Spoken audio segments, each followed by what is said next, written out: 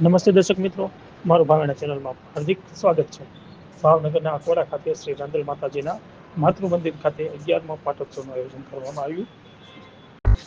પાટોત્સવ તારીખ 1/12/2025 સોમવારથી 4/12/2025 ગુરુવાર દરમિયાન રાંદલ માતાજીના 108 લોટાના પેડા તેમજ સતચંડી યાગ ઉજવવામાં આવશે.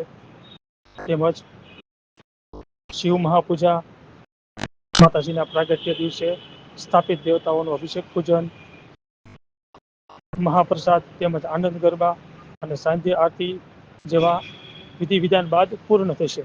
અહેવાલ હર્ષભાઈ રાવલ, ભાવનગર.